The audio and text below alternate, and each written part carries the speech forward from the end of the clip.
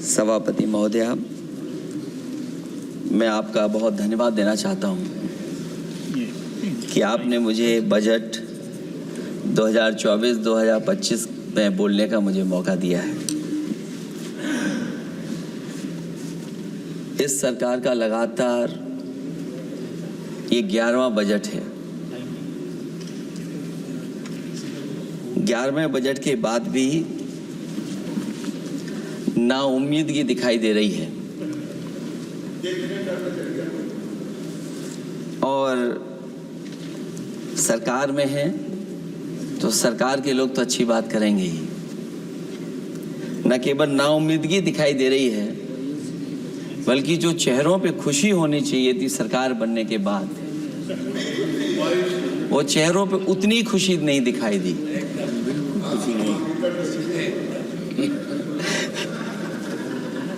ये 11वें बजट में बेरोजगारों के लिए, युवाओं के लिए, गांवों के लिए और उनकी तकलीफ परेशानी का जो मुद्दा है वो 9-2-11 दिखाई दे रहा है मुझे। महंगाई में घर चलाना, बच्चों को पढ़ाना और घर के बड़े बुजुर्गों की दवा इलाज से लेकर के महंगाई का जो सामना करना पड़ रहा है, ये बातें परिवार वाले बखूबी जानते हैं।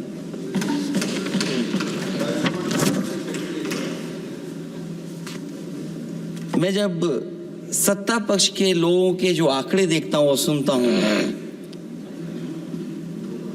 अगर इतना सब कुछ 10 साल में अच्छा हुआ है तो आप हंगर इंडेक्स में कहां खड़े हैं? अगर 10 साल बाद भी यही बात सत्ता पक्ष की तरफ से आएगी कि हम कहां खड़े हैं। आपने बड़ा सपना दिखाया make in India. Uttar Pradesh जैसे बड़े स्टेट से सबसे ज्यादा लोकसभा के सांसद चुने जाते हैं। हमें कोई बहुत बड़ा प्रोजेक्ट नहीं मिला, कोई बड़ा प्रोजेक्ट नहीं मिला, प्रधानमंत्री जी मिले हमें। और अगर कोई सभापति महोदय कोई बड़ा प्रोजेक्ट मिला हो 10 साल में, कोई आईआईएम मिला हो, कोई आईआईटी मिली हो और जो ट्रिपल आईटी किसी समय पर उत्तर प्रदेश को मिली थी, क्या उसमें क्या सहयोग सरकार की तरफ से हुआ है? न केवल ये संस्थाएं बल्कि गवर्नमेंट जो एजुकेशन की इंस्टीट्यूशंस हैं वो सेंट्रल की तरफ से कौन सी नई आ गई? मेडिकल के क्षेत्र में कोई बड़ा संस्था आई हो? जो 2 एम्स आए हैं, मुझे याद है कि रायबरेली का एम्स भी समाजवादी सरकार में जमीन दी गई, उसके परिणाम है कि वह एम्स बन गया। गोरखपुर में भी जो एम्स आया समाजवादी सरकार थी, जमीन दी गई तब एम्स आया। और जो एम्स आ भी गए हैं अगर वहां 2, क्या उनमें पर्याप्त इलाज मिल पा रहा है? केवल यही नहीं, मेक इन इंडिया सपना तो ये दिखाया गया था कि अगर प्राइवेटाइजेशन हो जाएगा तो नौकरियां मिल जाएंगी। कुछ हद तक तो बहुत सी चीजें प्राइवेटाइज हो गई, लेकिन नौकरियां कम होती चली गई। और जो सबसे बड़ा सवाल है, जो पीड़ित परिवार के लोगों को जो हक और सम्मान मिलता है, क्या ये सरकार वो दे पा रही है? टैक्स कलेक्शन में सपना दिखा रहे हैं कि हम यहां पहुंच गए हैं, आखिरकार एक्सपोर्ट क्यों कम होता चला जा रहा है? और हम जो ट्रेड डेफिसिट है उसको कैसे खत्म करेंगे?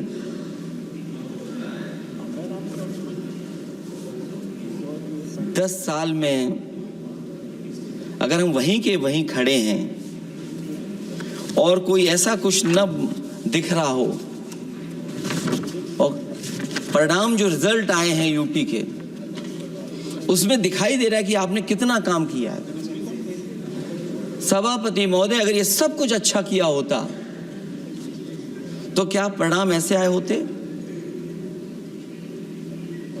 जहां हारे ही नहीं हैं आप, सीटें ही कम नहीं हुई हैं।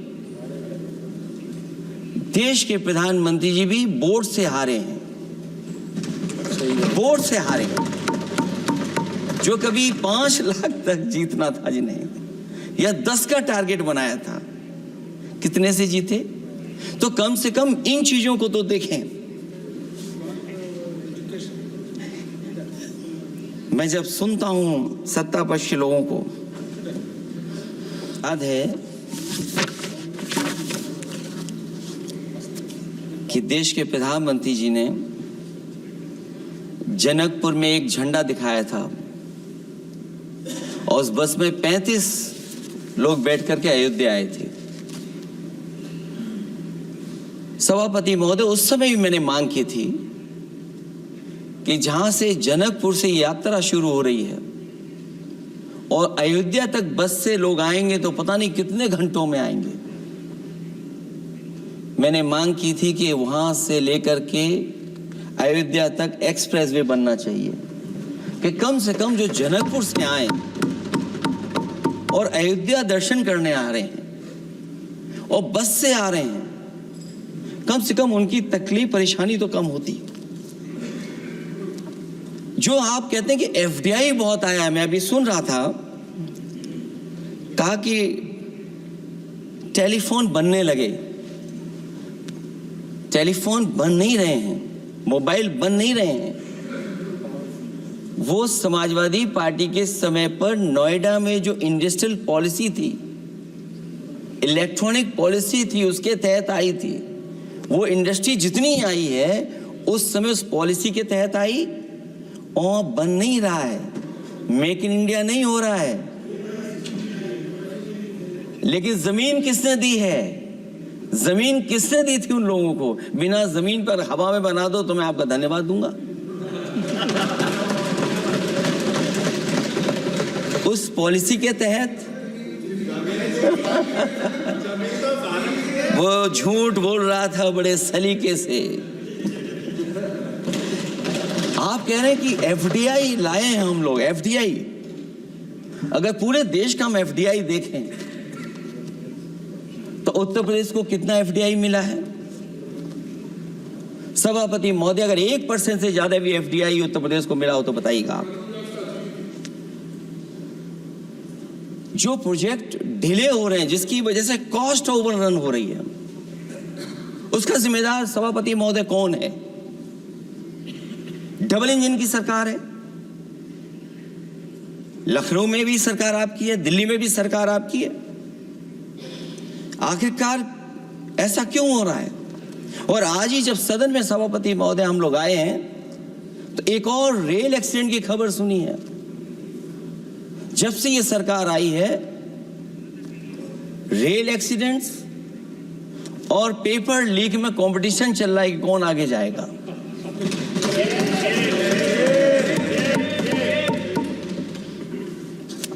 मैं तो अखबारों में पढ़ता था सभापति महोदय कि तोड़ फोड़ करके ये सरकार बनाते हैं।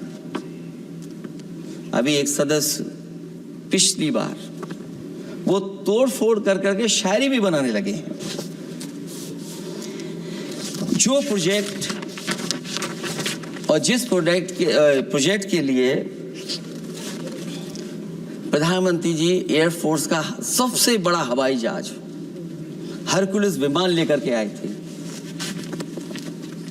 और वो सड़क पर उतरे थे, वो एक्सप्रेसवे पर उतरे थे। मैं समझता हूं सभापति महोदय, यहां जितने माननीय सदस्य हैं सबने देखा होगा और सबने निर्देश के अनुसार उस पर ट्वीट भी किया होगा। वो जो एक्सप्रेसवे अगर किसी ने बनाया था सभापति महोदय, जो डिजाइन, टेक्नोलॉजी का पार्ट, अलाइनमेंट, वो समाजवादियों की देन थी, वो आपकी देन नहीं थी। ये बात मैं इसलिए कह रहा हूं सभापति महोदय क्योंकि इस बजट में सरकार चलाने के लिए आपने पैकेज दिया है। हमें कोई नाराजगी नहीं है पैकेज देने की, आप पैकेज और दीजिए, लेकिन अगर आप बक्सर से भागलपुर एक्सप्रेसवे बना रहे हैं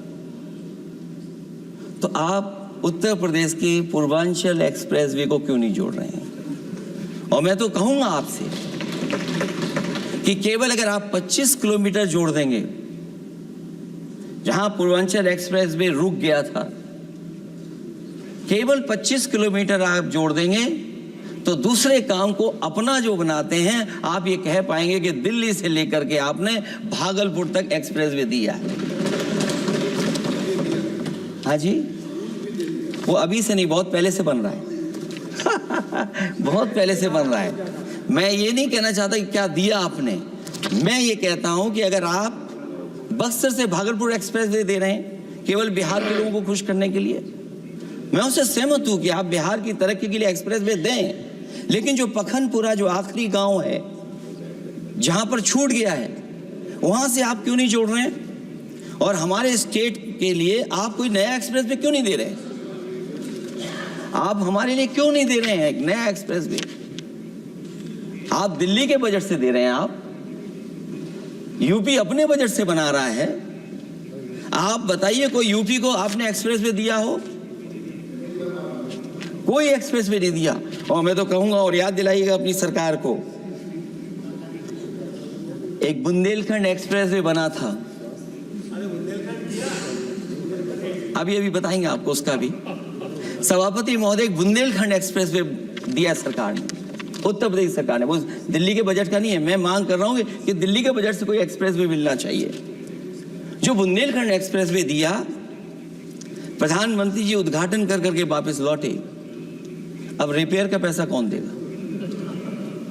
वो आज भी रिपेयर मांग रहा है। सभापति महोदय, कोई कल्पना कर सकता है कि नया एक्सप्रेसवे बनाओ जिसका प्रधानमंत्री जी ने उद्घाटन किया हो, वो आज रिपेयर मांग रहा हो? और वो एक्सप्रेसवे 6 लेन नहीं है, वो 4 लेन है। मैं इसमें भी सुझाव देना चाहता हूं, ये जो बुंदेलखंड वाला एक्सप्रेसवे है, ये अभी 15,000 करोड़ से ज्यादा का बना है स्टेट गवर्नमेंट का। इसको मुनाफा नहीं हो रहा, टोल कलेक्शन नहीं है बहुत ज्यादा।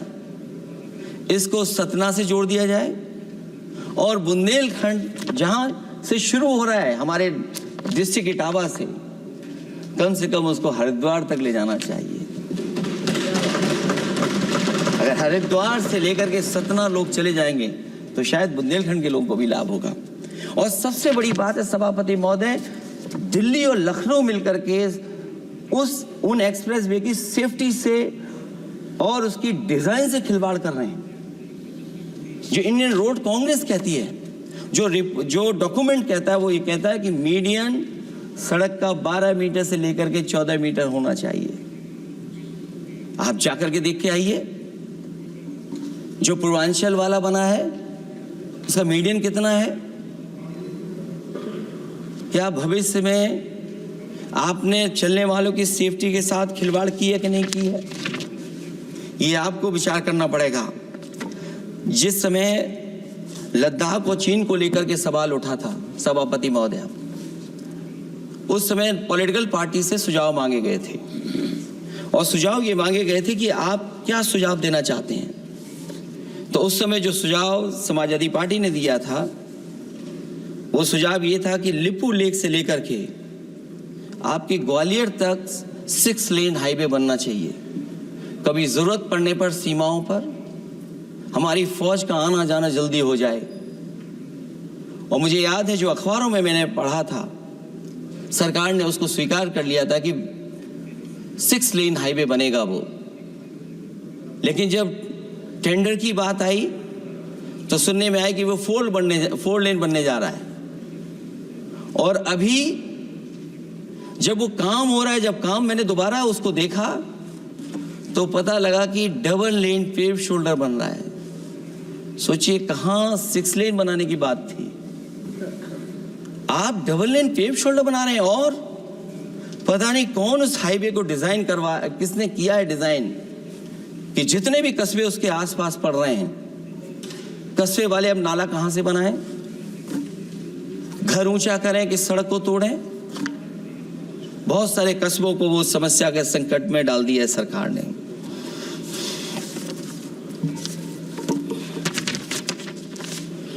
जो सरकार मंचों से ये कहती थी कि हम किसानों की आय दोगुनी कर देंगे, आज तो 11 साल हो गए सरकार को। किसान की आय दोगुनी हो गई क्या सरकार बताए? और अभी मैं बहुत सारे माननीय सदस्यों को जब सुनता हूं तो वो कहते हैं कि हम एमएसपी दे रहे हैं। अगर आप एमएसपी दे रहे हैं तो उसकी कानूनी गारंटी क्यों नहीं दे रहे हैं आप कानूनी गारंटी दीजिए।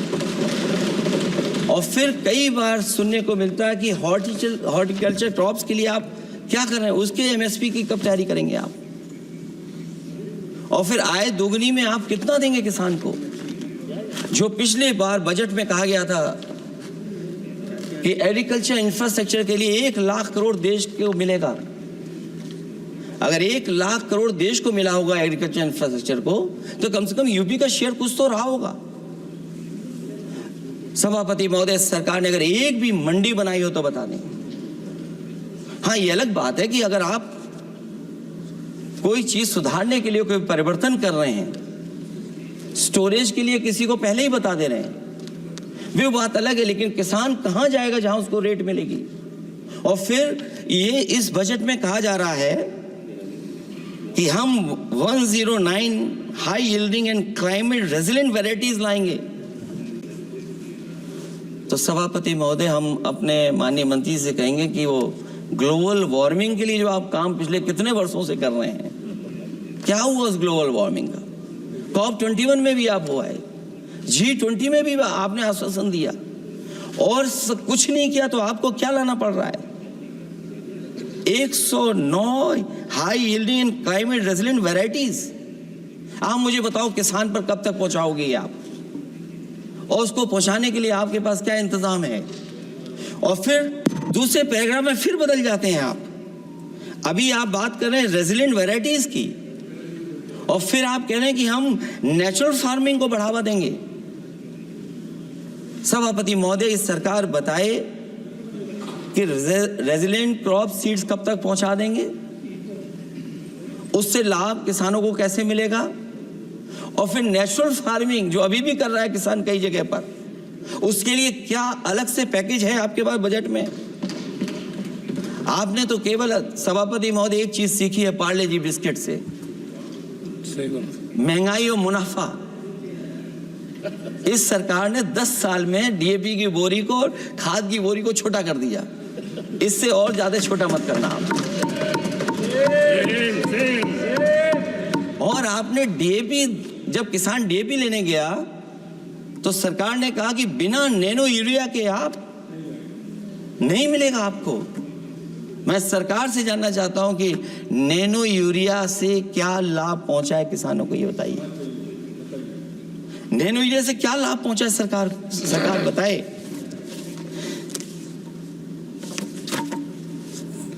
हमारे यहां बड़े बड़े आयोजन हुए सभापति महोदय, इन्वेस्टमेंट मीट के बड़े बड़े आयोजन हुए इन्वेस्टमेंट मीट के, और 5 लाख करोड़ के एमओयू साइन हो गए, 5 लाख करोड़ के। मैं ये सभापति महोदय, बजट हमारी क्या मदद कर रहा है उत्तर प्रदेश के उद्योग लाने के लिए? और ऐसे आयोजन हुए जिसमें देश के प्रधानमंत्री आए, देश के राष्ट्रपति आए, और देश के जितने बड़े उद्योगपति सब आए थे। लेकिन आज यूपी को क्या मिला वहां पर? किसानों के लिए एग्रीकल्चर सेक्टर में बड़े बड़े एमओयू हुए, लेकिन आज जमीन पर कुछ नहीं दिखाई दे रहा है। मुझे याद है समाजवादी सरकार में, क्योंकि देश का सबसे ज्यादा उत्पादन दूध का अगर कहीं हो रहा है तो उत्तर प्रदेश में हो रहा है, और उस उत्पादन को बढ़ावा देने के लिए और इन्वेस्टमेंट लाने के लिए उस समय की सरकार ने फैसला लिया कि अगर बाहर से भी कोई डेयरी या डेयरी प्लांट लगाना चाहेगा तो उसमें सरकार सहयोग करेगी। और परिणाम ये हुआ कि गुजरात की 3 अमूल प्लांट लग गए यूपी में। तो मैंने उद्घाटन किए, एक देरी से हुआ तो देश के प्रधानमंत्री जी ने किया। लेकिन उसके बाद कोई नया प्लांट आया हो तो बता दें। जो अमूल से पुरानी संस्था है, क्या उसका सहयोग कुछ करेंगे आप लोग? क्या आप पराग का सहयोग करेंगे कुछ? न केवल दूध उत्पादन में उत्तर प्रदेश आगे है, बल्कि चीनी में और गन्ने की पैदावार में भी कभी आगे कभी पीछे होता है। किसानों को भरोसा दिलाया गया था कि उनकी भी आय दोगुनी हो जाएगी, उनको भी बहुत सुविधाएं दी जाएंगी, बिजली फ्री दी जाएगी। सभापति महोदया उन्हें फ्री बिजली नहीं दी सका। ये आश्वासन था आपका। और आज अगर उत्तर प्रदेश पिछड़ इसलिए रहा है क्योंकि सबसे महंगी बिजली अगर कहीं कोई पा रहा है तो उत्तर प्रदेश पा रहा है। और मुझे याद है, क्योंकि बात ये मुझे इसलिए कहना चाहिए, बीजेपी के एक विधायक जो सबसे बुजुर्ग थे, वो देश के प्रधानमंत्री जी के क्षेत्र में बिजली 24 घंटे आए, उसके लिए वो धरने पे बैठ गए थे। वहां के अधिकारियों ने कहा कि बुजुर्ग हैं, इनका स्वास्थ्य बेहतर नहीं है, इनका धरना आप उठवा दीजिए। मैंने सभापति महोदय उनको बुलाया, मैंने उनकी बात सुनी। उन्होंने कहा कि प्रधानमंत्री जी के क्षेत्र में 24 घंटे बिजली होनी चाहिए। उसी दिन मैंने फैसला ले लिया कि प्रधानमंत्री के क्षेत्र में 24 घंटे रहेगी बिजली। और मैंने उससे मांग की सभापति महोदय कि उत्तर प्रदेश देश के प्रधानमंत्री को बनाने में सबसे बड़ा सहयोग किया है, इसका कम से कम बिजली का कोटा तो बढ़ जाए यूपी का। वो 8 साल हो गए, उत्तर प्रदेश ने देश के प्रधानमंत्री को तो दे दिया, लेकिन अभी तक बिजली का कोटा नहीं बढ़ा। हमें उम्मीद है 11 शुभ होता है, इस 11वें बजट में कुछ तो सुविधाएं ऐसी उत्तर प्रदेश को दी जाएंगी जिससे वहां के लोगों को लाभ पहुंचे, मदद पहुंचे।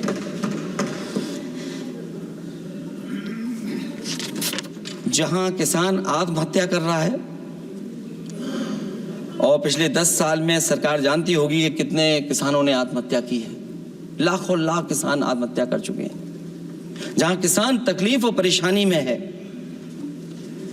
वहीं सबसे ज्यादा अगर संकट किसी चीज पर आया तो वो नौकरी पर आया है, रोजगार पे आया है।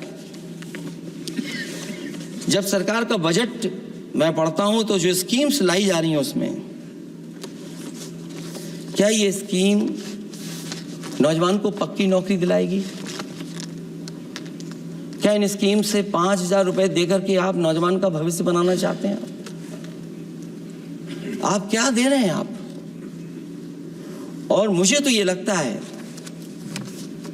कि जो वर्क फोर्स आप बना रहे हैं ट्रेनिंग देकर के सरकार के पैसे से, अंतोगत्वा इनको भी एक्सप्लॉइट वही लोग करेंगे, उद्योगपति।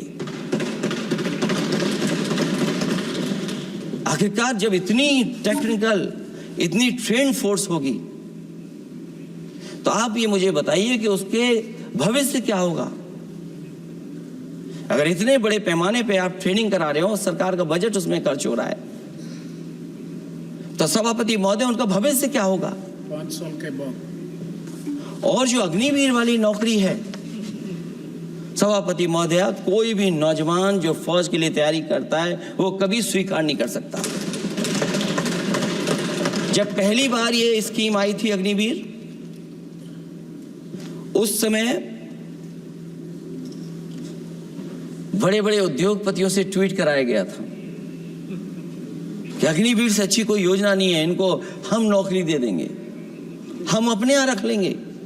और शायद सरकार में बैठे लोगों को यह बात याद होगी, क्योंकि सरकार खुद स्वीकार करती है स्कीम ठीक नहीं है, तभी वो अपनी अपनी सरकारों से कह रहे हैं कि अग्निवीर वाले जो लौट करके आएंगे उन्हें कोटा दीजिए, आप नौकरी दीजिए।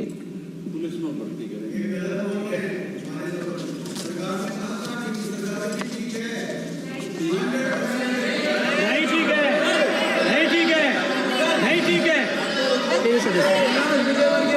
बीजेपी मुख्यालय में चौकीदार लगाएंगे। सभापति महोदय मैं बैठ जाता हूं, आप खड़े होकर के कह दीजिए अग्निवीर व्यवस्था अच्छी है। मैं इस सभा में खड़े होकर कहता हूं, उस राज्य से तो हिमाचल प्रदेश से जिसने पहला परमवीर चक्र विजेता मेजर सोमनाथ शर्मा दिए। कारगिल के युद्ध में सबसे ज्यादा शहीद होने वाले हिमाचल प्रदेश के वीर नौजवान थे। 4 परमवीर चक्र विजेता हुए, उसमें से 2 कैप्टन विक्रम बत्रा और सूबेदार संजय कुमार हिमाचल प्रदेश से हुए। और मैं कहता हूं, जी हां, जो लंबे समय से मांग थी 1 रैंक 1 पेंशन की किसी सरकार ने पूरी नहीं की, वो नरेंद्र मोदी जी की सरकार ने यहां पर पूरी की है। और मैं एक बात और कहता हूं, अखिलेश यादव जी सुन ले, अग्निवीर में 100% एम्प्लॉयमेंट की गारंटी है और रहेगी। माननीय सदस्य साहब अपनी बात सभापति महोदय, जो मैंने बहुत छोटा सवाल पूछा था, मैं दूसरी बात कहता हूं। अगर ये जो बात आप कह रहे हो, तो आपको जरूरत क्यों पड़ रही कि आपको उत्तर प्रदेश में और प्रदेशों में कोटा देना पड़ रहा है 10%? सभापति महोदय, बैठिए। सभापति महोदय, जहां तक परमवीर, रुजाइए,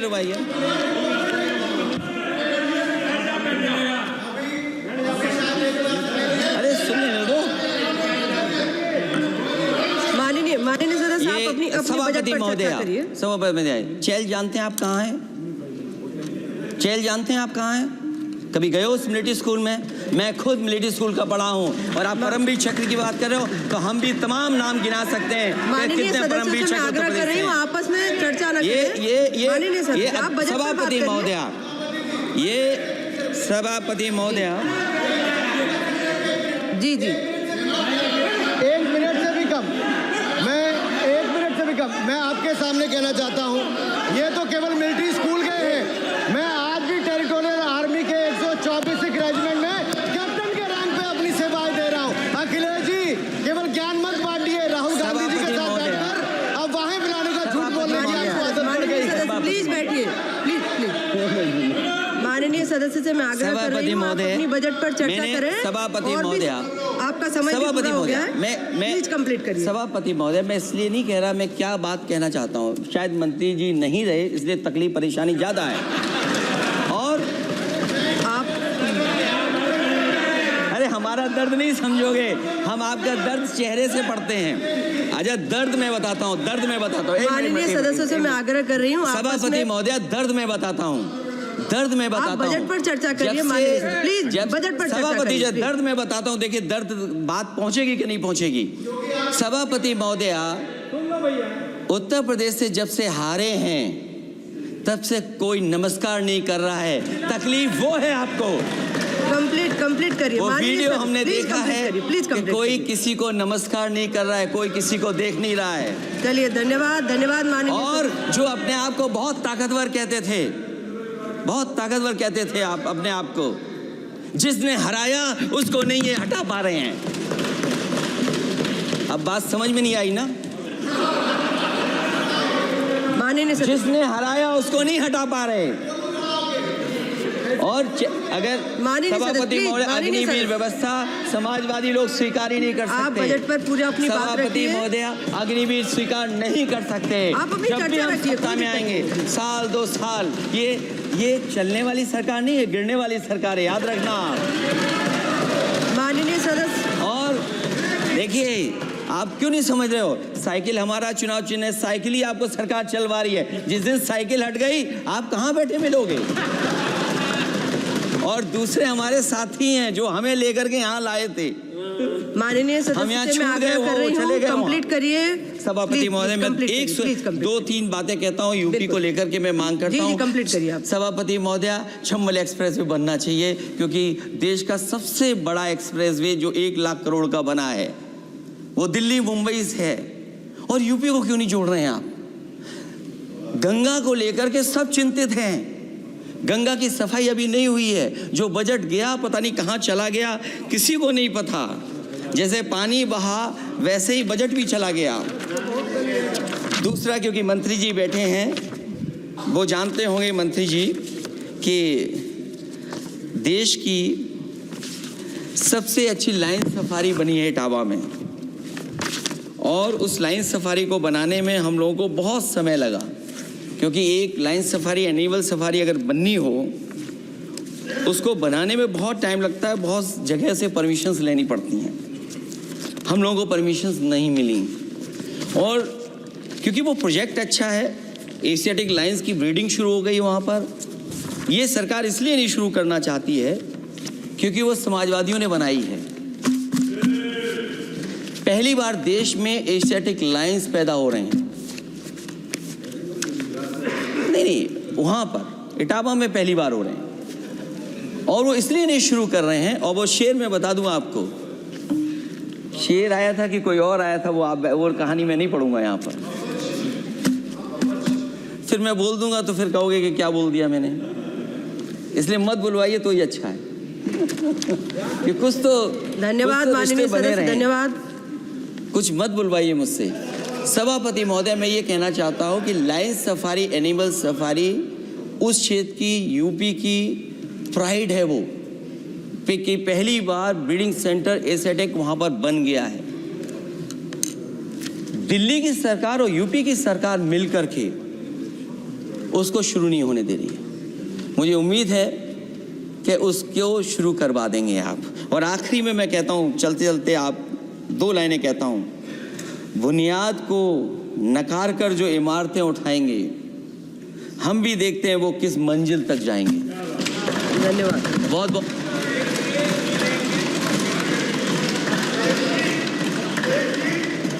अखिलेश जी, कुछ ज्ञान माननीय विपक्ष के नेता को भी दे दीजिए। आपने अच्छा भाषण दिया, उनको भी सिखा दीजिए।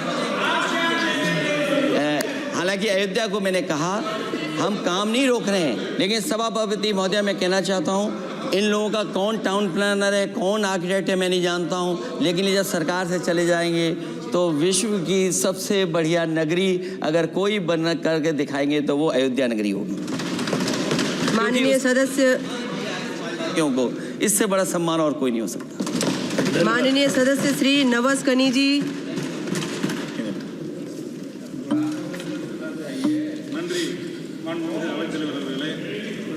ரெண்டாயிரத்தி 24-25 நிதிநிலை அறிக்கை மீதான விவாதத்தில்